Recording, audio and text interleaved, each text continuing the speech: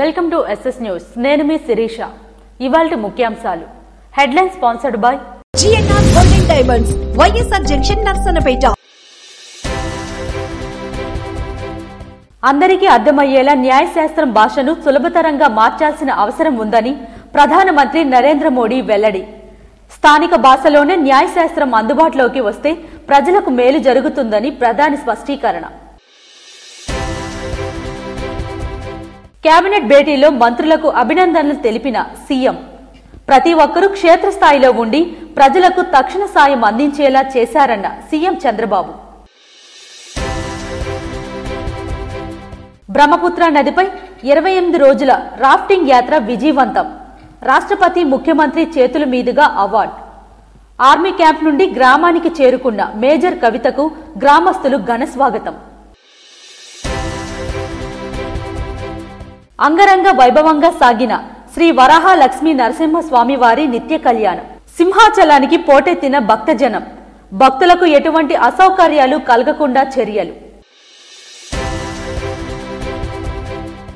ఆదివారం నాడు ఘనంగా ముగిసిన బాలియాత్ర. ఈ యాత్రను విజయవంతం కావడానికి జిల్లా యంత్రాంగం, ఉత్సవ కమిటీ ప్రతినిధులు విశేష కృషి చేశారని ఎమ్మెల్యే భగ్గు ప్రశంస.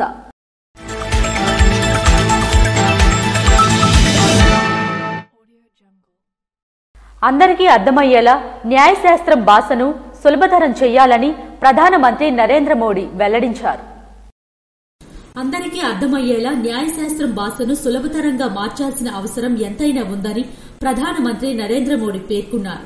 స్థానిక భాషలోనే న్యాయశాస్త్రం అందుబాటులోకి వస్తే ప్రజలకు ఎనలేని మేలు జరుగుతుందని అన్నారు. ప్రజలందరికీ న్యాయం సులభంగా అందే సౌలభ్యం ఉండాలని పేర్కొన్నారు. ప్రజలకు సామాజిక, ఆర్థిక స్థితిగతులతో సంబంధం లేకుండా న్యాయం సమానంగా, సులువుగా అందుబాటులోకి రావాలన్నారు. సుప్రీంకోర్టు ప్రాంగణంలో న్యాయ సహాయ వ్యవస్థల బలోపేతం అనే అంశంపై జరిగిన జాతీయ సదస్సు ప్రారంభోత్సవంలో ప్రధాని మోడీ మాట్లాడారు.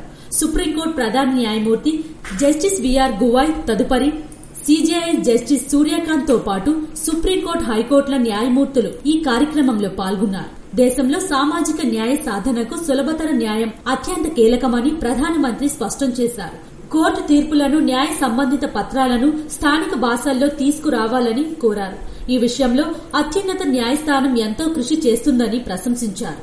స్థానిక భాషలకు ప్రాధాన్యం ఇస్తూ సుప్రీంకోర్టు ప్రారంభించిన చర్యలను ఆయన గుర్తు చేశారు. 80,000కు పైగా తీర్పులను 18 భారతీయ భాషల్లోకి అనువదిస్తుందని తెలియజేశారు. ఈ గొప్ప ప్రయత్నం హైకోర్టులు, జిల్లా స్థాయి కోర్టుల్లోనూ జరగాలని ఆకాంక్షించారు.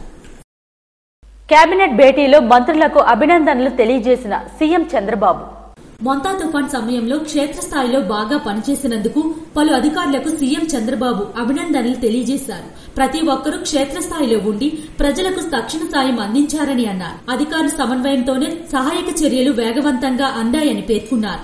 ఆర్డీఎస్ నుంచి నిరంతర పర్యవేక్షణతో ప్రాణ, ఆస్తి నష్టం తగ్గించగలిగామన్నారు. అందరూ ఎలా కష్టపడి పనిచేశారో స్వయంగా చూశానని మంత్రులకు సీఎం చంద్రబాబు అభినందనలు తెలియజేశారు. శ్రీముఖలింగంలో బాలియాత్ర ఉత్సవం ఆదివారం నాడు భక్తి శ్రద్దల నడుమ ముగిసింది. కళింగ సామ్రాజ్య చారిత్రక వైభవాన్ని, ప్రపంచానికి నౌకా వర్తకాన్ని పరిచయం చేసిన పూర్వీకుల ఘనతకు చాటి చెప్పేందుకు నిర్వహించిన బాలియాత్ర ఉత్సవం ఆదివారం శ్రీముఖలింగంలో విజయవంతంగా భక్తి శ్రద్దల నడుమ ముగిసింది. కళింగ ప్రాంతం యొక్క ప్రాచీన నౌకా వాణిజ్యం స్ఫూర్తిని ఈ ఉత్సవం మరోసారి సగర్వంగా ప్రదర్శించింది. శ్రీముఖలింగంలోని సుప్రసిద్ధ మధుకేశ్వర ఆలయ సన్నిధిలో వంశధార నదీ తీరంలో ఈ యాత్రను గత ఏడాది మాదిరిగానే ఈసారి కూడా దిగ్విజయంగా నిర్వహించారు. స్థానిక మధుకేశ్వర ఆలయం నుంచి సాయంత్రం వేళ ప్రారంభమైన వేడుక రాత్రికి ఘనంగా ముగిసింది. ఈ చారిత్రక వేడుకకు భక్తులు పెద్ద సంఖ్యలో తరలి రావడంతో ఆ ప్రాంతమంతా ఆధ్యాత్మిక శోభతో వెలిగిపోయింది. బాలియాత్రలో ప్రధాన ఘట్టమైన వంశధార నదిలో అరటి దర్పలు విడిచిపెట్టే కార్యక్రమం అత్యంత వైభవంగా జరిగింది.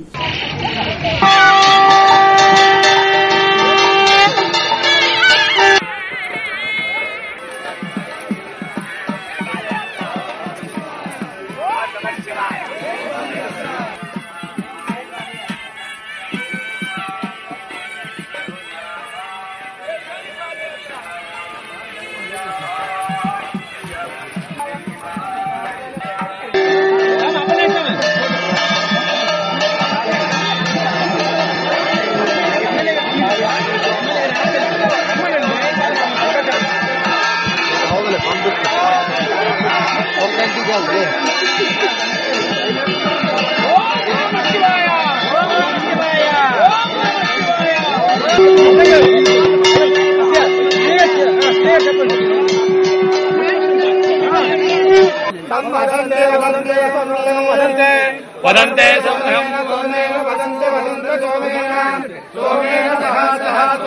सोमेन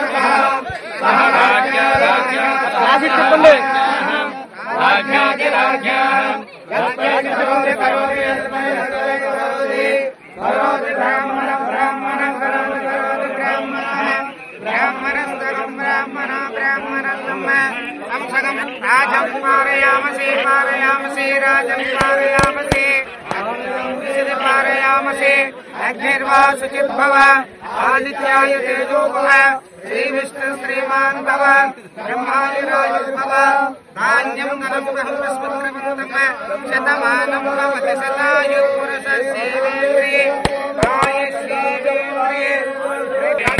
ఈ సందర్భంగా జిల్లా యంత్రాంగం పటిష్టమైన ఏర్పాట్లు చేసింది.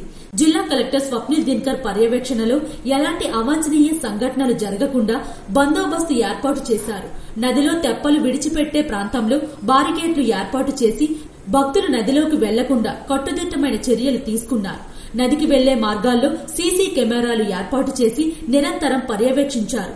భక్తులకు ఎటువంటి ఇబ్బందులు కలగకుండా అన్ని రకాల వసతులు కల్పించారు. ఈ యాత్ర విజయవంతం కావడానికి జిల్లా యంత్రాంగం, ఉత్సవ కమిటీ ప్రతినిధులు విశేషమైన కృషి చేశారు. కలెక్టర్ స్వప్నిల్ దినకర్ నేతృత్వంలో ఎమ్మెల్యే భగ్గు రమణమూర్తి అన్ని శాఖల అధికారులు సమన్వయంతో పనిచేసి యాత్రను విజయవంతం చేశారు.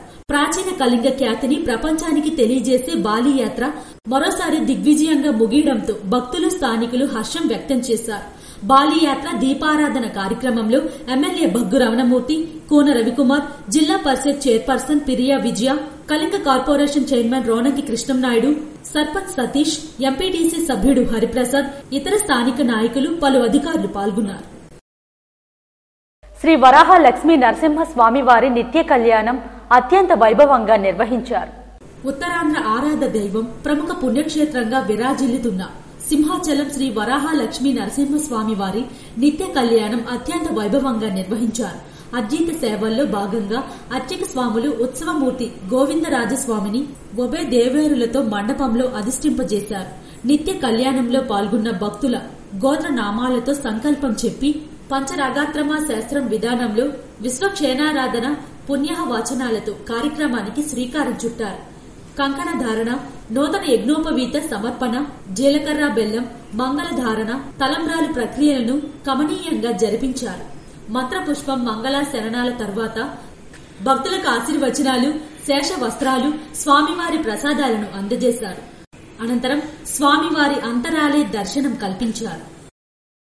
ప్రపంచానికి ఆధ్యాత్మిక రాజధానిగా ఉత్తరాఖండ్ అవతరించగలదని ప్రధాని మోడీ పేర్కొన్నారు. పెద్ద సంఖ్యలో పుణ్యక్షేత్రాలన్న ఉత్తరాఖండ్ కు అసలైన బలం ఆధ్యాత్మిక శక్తి అని ఈ రాష్ట్రం సంకల్పిస్తే రాబోయే 5 ఏళ్లలో ప్రపంచానికి ఆధ్యాత్మిక రాజధానిగా అవతరించగలదని ప్రధానమంత్రి నరేంద్ర మోడీ పేర్కొన్నారు.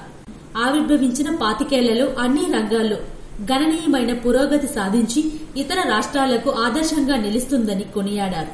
ఈ మేరకు డెహ్రాడూన్ లో నిర్వహించిన ఉత్తరాఖండ్ రజతోత్సవ సభలో ఆయన ప్రసంగించారు. 8,260 కోట్ల వ్యయమయ్యే అభివృద్ది పనులకు శంకుస్థాపనలు, ప్రారంభోత్సవాలు చేశారు. ఇక్కడ ఆలయాలు, ఆశ్రమాలు, ధ్యాన, యోగా కేంద్రాలను ప్రపంచంతో అనుసంధానిస్తే మరింతగా అభివృద్ది సాధిస్తుందని అన్నారు. జనాభా కూర్పులో మార్పులు రాకుండా చూడటం, ఉమ్మడి పౌర స్మృతి అమలు, మత మార్పిళ్లను అడ్డుకోవడం వంటివి ధైర్యంగా అమలు చేసిన ఉత్తరాఖండ్ తీరును ఇతర రాష్ట్రాలు అనుసరించాలని సూచించారు. उत्तराखंड का असली परिचय उसकी आध्यात्मिक शक्ति है. उत्तराखंड अगर ठान ले तो अगले कुछ ही वर्षों में खुद को spiritual capital of the world के रूप में स्थापित कर सकता है. यहाँ के मंदिर, आश्रम, ध्यान और योग के सेंटर, इन्हें हम ग्लोबल नेटवर्क से जोड़ सकते हैं. देश विदेश से लोग यहाँ वेलनेस के लिए आते हैं. यहाँ की जड़ी बूटियां और आयुर्वेदिक औषधियों की मांग तेजी से बढ़ रही है. पिछले 25 वर्षों में एरोमेटिक प्लांट्स, आयुर्वेदिक जड़ी बूटियां, योग और वेलनेस टूरिज्म में उत्तराखंड ने शानदार प्रगति की है. దేశ ప్రయోజనాలను దృష్టిలో పెట్టుకుని సున్నిహిత అంశాలైన పుష్కరింగ్ ధామి సర్కారు, సాహసోపేత నిర్ణయాలు తీసుకుంటోందని ప్రసంగించారు. దేశ విదేశాల ప్రజల ఆరోగ్యం కోసం ఇక్కడికి వస్తుంటారు. ఔషధ మూలికలు, ఆయుర్వేద ఔషధాలకు డిమాండ్ వేగంగా పెరుగుతుందన్నారు. గత 25 ఏళ్లలో ఆరోగ్య పర్యాటకంలో ఉత్తరాఖండ్ అద్భుత ప్రగతి సాధించిందన్నారు. ఉత్తరాఖండ్ అంటే దేశ ఆధ్యాత్మిక జీవితానికి గుండె చప్పుడని పేర్కొన్నారు. బీహార్ యువత మరోమారు ఎన్డీఏను గెలిపించాల్సిందిగా నారా లోకేష్ విజ్ఞప్తి చేశారు. వికసిత్ భారత్ లక్ష్య సాధనలో బీహార్ పాత్ర చాలా కీలకమైంది. ఎన్నికల్లో ప్రచారంలో భాగంగా పాట్నా వెళ్లిన లోకేష్ అక్కడ మీడియా సమావేశంలో మాట్లాడారు. నేను ఆంధ్రప్రదేశ్ మంత్రిగా ఇక్కడికి రాలేదు, బాధ్యతాయుతమైన భారతీయుడిగా ఇక్కడకు వచ్చానని అన్నారు. బీహార్లో జరిగే ఈ ఎన్నిక భారత రాజకీయాల్లో ఎంతో కీలకమైందన్నారు. బీహార్ యువత మరోమారు ఎన్డీఏను ఎందుకు గెలిపించాలో చెప్పడానికి వచ్చానన్నారు. I'm here today not as Andhra Pradesh's minister. I'm here as a responsible Indian. This election is a very defining movement in Indian politics. So as an Indian, I felt it is very important to be here, to be part of the campaign and to exchange ideas and also appeal to the youngsters of Bihar on why India should get another clear term. 3 కారణాలతో ఇక్కడ ప్రజలు ఎన్డీఏని గెలిపించాలి. ఆంధ్రప్రదేశ్ లో 2019లో ఒక్క chance పేరుతో YCP ప్రభుత్వానికి అవకాశం ఇవ్వడం వల్ల శాంతి భద్రతలు క్షీణించి పరిశ్రమలు పొరుగు రాష్ట్రాలకు వెళ్లిపోయాయన్నారు. దానివల్ల మా రాష్ట్రం తీవ్రంగా నష్టపోయిందన్నారు. అటువంటి పరిస్థితులు బీహార్లో తెచ్చుకోవద్దని బీహార్ యువతకు విజ్ఞప్తి చేస్తున్నా అని పిలుపునిచ్చారు. బీహార్ అభివృద్ది కోసం ఎన్డీఏను మరోమారు గెలిపించాలన్నారు. బీహార్లో 3 కారణాల వల్ల ఎన్డీఏని గెలిపించాల్సిన అవసరం ఉందని పేర్కొన్నారు. ప్రధాని మోడీ వికసిత్ భారత్ లక్ష్యాన్ని సాధించడంలో బీహార్ పాత్ర చాలా పెద్దదన్నారు. బీహార్ ఆర్థిక వ్యవస్థను $1 ట్రిలియన్ చేర్చడమే ఆయన లక్ష్యమని పేర్కొన్నారు. The first one is that we have a leadership with clear track record, a leadership that is clean, that has offered a corrupt-free governance, a leadership that is working with the Honorable Prime Minister to change the face of Bihar. सबको पता है विकसित भारत जो प्रधानमंत्री ने तय किया उसमें बिहार का भी रोल बड़ा है और बिहार का इकोनॉमी भी $1 ट्रिलियन इकोनॉमी की बनने का है.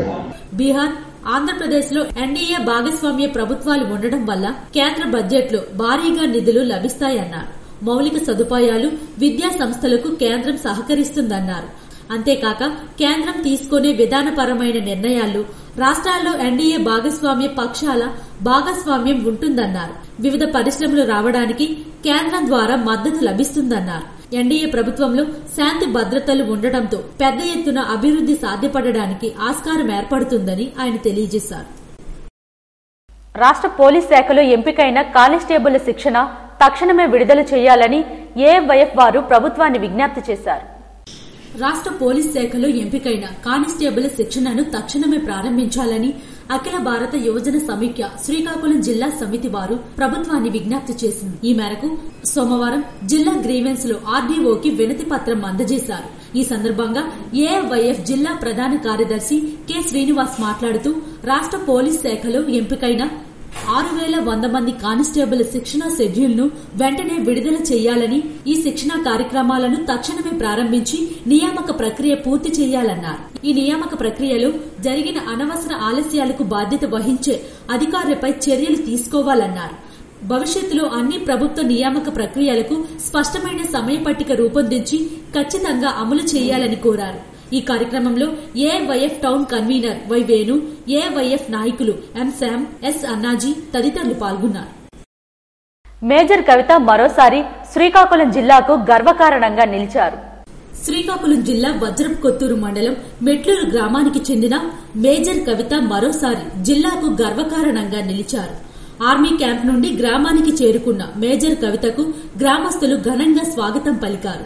దీంతో మేజర్ కవితకు ఇండియన్ ఆర్మీ గ్రామస్తులు ఆమెకు ఘనంగా సత్కరించారు. ఇటీవల బ్రహ్మపుత్ర నదిపై 28 రోజులు రాఫ్టింగ్ యాత్రను విజయవంతంగా పూర్తి చేశారు.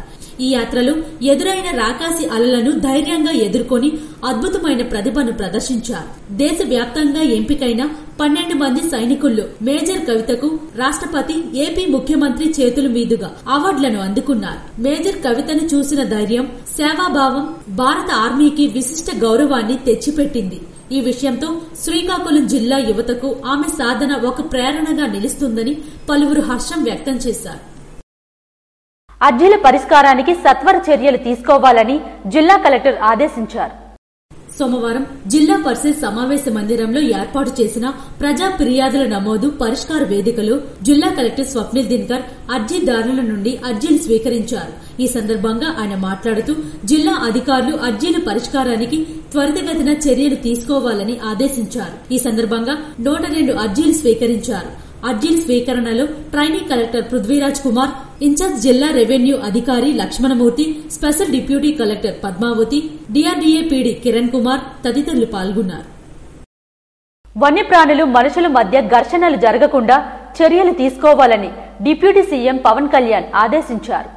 వన్యప్రాణులు మనుషుల మధ్య సంఘర్షణలు జరగకుండా చర్యలు తీసుకోవాలని ఉప ముఖ్యమంత్రి, అటవీ పర్యావరణ శాఖ మంత్రి పవన్ కళ్యాణ్ ఆదేశించారు. పొలాలపై ఏనుగులు, కోతల దాడితో రైతులు నష్టపోతున్నారని, ఇలాంటి సమస్యలున్న ప్రాంతాల్లో 10 నుండి 12 ఎకరాల్లో ఏకో టూరిజం ప్రాజెక్టులు ఏర్పాటు చేసి అన్నదాతల ఆదాయం పెంచాలని సూచించారు. చిత్తూరు, తిరుపతి, అన్నమయ్య, శ్రీకాకుళం, పార్వతీపురం, మన్యం జిల్లాల్లో గజరాజుల సంచారం అధికంగా ఉందని, వీటికి రేడియో కాలర్లు అమర్చి ఎటు వెళ్తున్నాయో ప్రజలకు చెప్పాలన్నారు. చిత్తూరు జిల్లా పలమనేరు మండలం ముసలిమడుగులో ఉప ముఖ్యమంత్రి పవన్ కళ్యాణ్ ఆదివారం పర్యటించారు. కంకి ఏనుగుల శిబిరం, గజరామం, నగరవరం ప్రారంభోత్సవంతో పాటు ఏనుగుల గుంపు నిరోధక కంచె ఏర్పాటుకు పునాదిరాయి వేశారు.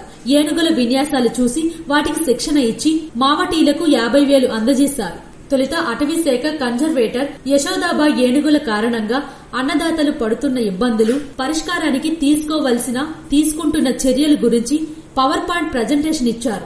వన్యప్రాణులు, మానవుల మధ్య సంఘర్షణలు నివారణకు చేపడుతున్న చర్యలు చెప్పి ర్యాపిడ్ రెస్పాన్స్ వ్యాన్లు, నూతన సాంకేతికత, వన్యప్రాణుల ట్రాకింగ్ ఇలా 11 పాయింట్లతో నివేదిక తయారు చేసినట్లు చెప్పగా, ఈ నెల 18న వీటిపై కులాకుశంగా చర్చించడానికి సమావేశం ఏర్పాటు చేయాలని ఆయన ఆదేశించారు. దేశంలో ప్రధాన ఆలయాలకు ముఖేష్ అంబానీ భారీ విరాళాలు సమర్పించారు. రిలయన్స్ అధినేత ముఖేష్ అంబానీ ఒక్కరోజే పలు ప్రధాన ఆలయాలకు భారీ విరాళాలు సమర్పించారు. ఏపీలోని తిరుమల అన్నప్రసాదం ట్రస్టుకు 100 కోట్లు విరాళంగా అందజేశారు. తిరుమల తిరుపతి దేవస్థానంలో 2 లక్షల మందికి అన్న ప్రసాదం అందించేలా కొత్త వంటశాల నిర్మించనున్నారు. రాజస్థాన్లోని నాథ్వారకు 50 కోట్లు విరాళమిచ్చారు. కేరళలోని గురువాయర్ ఆసుపత్రికి తొలి విడతగా 15 కోట్లు అందజేశారు. అంబానీ సన్నిహితులతో కలిసి ఒక్కరోజే 3 ప్రముఖ ఆలయాలను సందర్శించారు. ఇండియన్ ఎయిర్ ఫోర్స్ 93వ వార్షిక వేడుకల్లో వైమానిక విన్యాసాలు ఆకట్టుకున్నాయి. ఇండియన్ ఎయిర్ ఫోర్స్ 93వ వార్షిక వేడుకలు ముగింపు సందర్భంగా జరిగిన వైమానిక విన్యాసాలు ఆకట్టుకున్నాయి. అస్సాంలోని గౌహటిలో తొలిసారిగా పూర్తిస్థాయి ఎయిర్ షో జరిగింది. లచిత్ ఘాట్ లో బ్రహ్మపుత్ర నదిపై 75 విమానాలు, హెలికాప్టర్లతో 25కు పైగా ఫార్మేషన్లను ఇండియన్ ఎయిర్ ఫోర్స్ ప్రదర్శించింది. Rafale, Sukhoi, MiG Mirage, Jaguar తదితర జట్లు, అపాచీ, MK-1 హెలికాప్టర్లు, ట్రాన్స్పోర్ట్ ఎయిర్ క్రాఫ్ట్ల విన్యాసాలు అబ్బురపరిచాయి. కార్తీక మాసం 3వ సోమవారం సందర్భంగా నీలకంఠేశ్వర స్వామివారిని ఎమ్మెల్యే ఎంజీఆర్ దర్శించుకున్నారు. పాతపట్నం నియోజకవర్గ కేంద్రంలో వెలసియున్న శ్రీ శ్రీ శ్రీ నీలకంఠేశ్వర స్వామివారిని కార్తీక మాసం 3వ సోమవారం సందర్భంగా పాతపట్నం శాసనసభ్యులు మామిడి గోవిందరావు పాల్గొని ప్రత్యేక పూజలు నిర్వహించారు. ఈ సందర్భంగా ఆలయ పరిసరాల్లో జరిగిన అన్న ప్రసాదాన్న కార్యక్రమానికి 20,000 రూపాయలు విరాళం అందజేశారు. భక్తులతో స్వామివారి ఆశీర్వచనం తీసుకున్న ఎమ్మెల్యే కార్తీక మాసం ఆధ్యాత్మికతకు ప్రతీకగా ప్రతి భక్తుడు తనలోని భక్తిభావాన్ని పెంపొందించుకోవాలని, సేవా కార్యక్రమాల్లో భాగస్వాములు కావాలని ఆకాంక్షించారు. ఈ కార్యక్రమంలో ఆయనతో పాటు ఆలయ కమిటీ సభ్యులు, స్థానిక భక్తులు, ప్రజాప్రతినిధులు పాల్గొన్నారు. కాశీబుగ్గలో జరిగిన దుర్ఘటనలో మృతి చెందిన కుటుంబాలకు వైఎస్ఆర్సీపీ 2 లక్షల రూపాయలు ఆర్థిక సహాయం అందించారు.